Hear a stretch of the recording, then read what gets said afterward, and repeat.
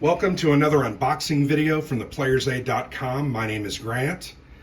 Today I'm unboxing a new strategic level simulation of the war in the Pacific during World War II.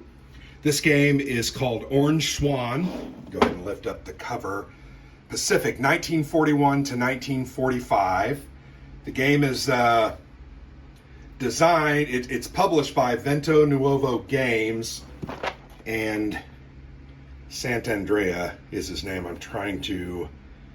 apologize. Emmanuel Sant'Andrea. I did a written interview on the blog on this game. You can see it's a strategic level game on World War II in the Pacific. It is a block war game. These are the stickers that will be affixed to the different units. The game is a sister game to 2020's release called Black Swan, which dealt with the war in Europe. So one thing I would say about this game, I like their use of historical graphics. I do enjoy that here in the back. But then they do, these are like computer generated graphics here. Not real happy with that. This looks like a real person dressed up as a Japanese pilot. This one looks like a historical picture that's been colorized. And this one I'm not really sure about. So I'm a little iffy on that. I'm not real thrilled with that, but that's one aspect of the game. I don't think it's the end of the world. Black Swan did not, I don't think it had those kinds of art elements on there, but it was a while ago. So you can see I opened the game, tons of wood. These are all block units. There's a whole bunch of those. So I'm going to be very, very busy putting stickers on these units to get this game ready to play. There are several different sizes. These are the larger sizes, and these are the smaller sizes. So there's a ton of those. They also included various flags and control markers. These are plastic, very nice looking markers. You can see these are actually little flags. Let me go ahead and open those up because I do think those are pretty cool. I'll show you a little closer, but those are freestanding flags that you kind of, let me get the right pieces out here. I'll do a purple one because I got those out in my hand. That's what came out. So yeah, there's the little flag. And then you've got this little standee that fits in there.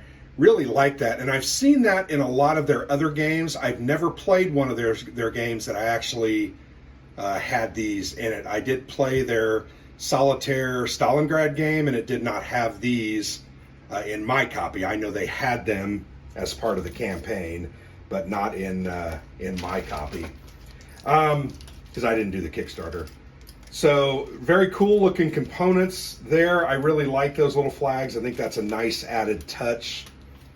The rest of these are just different cylinders, big, small, medium, tiny. They appear to be wooden, but I think I said they were plastic. Yeah, they are definitely wooden, but a nice touch. Those are really nicely made.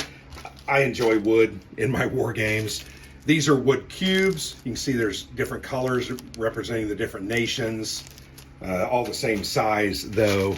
And then there are round discs. Some of these represent naval movements, troop movements, control, all different types of things. It's a very interesting and unique game.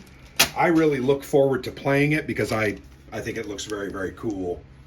4 dice come. They are the small kind of rounded die. I would prefer squared off die.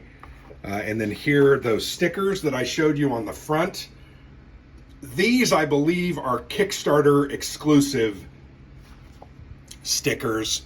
They have kind of unit silhouettes. So I'm going to put those here to the side as I keep digging in. Huge rule book. Yeah, I'm gonna show you. So here, there's a play aid. So included inside my rule book. You know what? Now I'm confused. Which is which? Okay, so these, you can see these mostly are NATO symbols. these all have silhouettes. So these very same Japanese units here with NATO symbols on them, the orange ones, over here they have, unit silhouettes. I hope you can see that. I hope I made that very clear. So they put unit silhouettes in there. So these are the upgraded. These are what come with the game. I'll probably put the upgraded ones on it for effect. These are 2-player aids. This is a 2-player game. Looks like they contain all the information that you need, from sequence of play and movement during the naval phase to combat, different movement rules as well, firing priority. Always love games that have that. Retreat after combat, terrain effects and weather effects on combat, blitz. So remember those round markers? These markers, these are like blitz and naval movement markers that you use. You can see here they have double blitz, oceanic blitz, continental Asian blitz, update sea control, economic strategic power. So I was right on those. I remember that from the interview that we did. So yeah, great little player aids. That's going to help immensely in playing the game. The rule book is big. It's like legal size, which I appreciate that because I'm getting a little harder of seeing. But big rule book, lots of text. We've got scenarios there listed, rules on special units, the different sequences and the sequence of play. Very nice. There is some images here for combat, which I always think is good, showing how that works.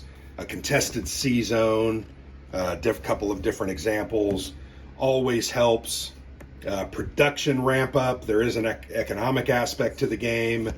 I always enjoy that. To me, if you're not including economics in a World War II game and production, I'm just not sure what you're doing on this level. So yeah, there's a look at all the components and that manifest. Control markers, blitz discs, naval units, air and ground units, control cubes, opposition discs, etc. So yeah, very cool rule book. I like that it's legal. The maps, here, let me get these out before the maps are very thick. And they're huge. These maps are absolutely huge. I'm gonna have to move that. These are thick cardstock, not a mounted map board. I don't know if they had a mounted map board option, but you can see there's the west coast of the United States over there.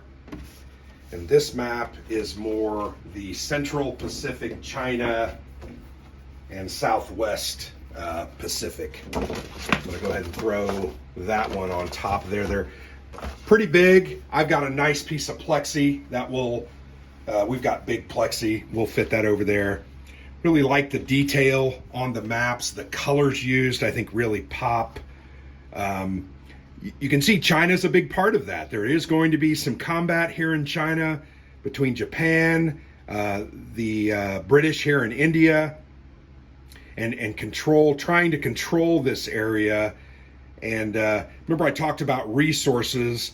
These triangles with numbers in them are resource markers.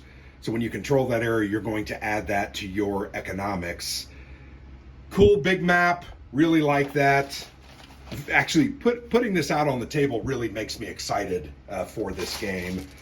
I love me a good World War II Pacific Theater game, and this one looks like it's going to be fun. So there you go. That's a look at Orange Swan, the World War II in the Pacific, 1941 to 1945. Lots of cool pieces, lots of wood. This is a big game, and this just came off Kickstarter maybe 2 or 3, maybe 4 months ago, so early 22. Definitely excited about this one. Definitely want to get this one stickered, organized, sorted. I need to get some trays out and some other bags to separate these, but get it ready so that Alexander and I can play this. Definitely want to make sure this one is played during 2022 so that we can consider it for our War Games of the Year list. I feel badly sometimes we're just not able to get to every single game. We play about 45 to 50 new games a year, and sometimes, frankly, we just can't get to some of them. So this is one I definitely want to get ready to play. Definitely hope that we get to it. So thank you for watching. I've been Grant for the Player's Aid.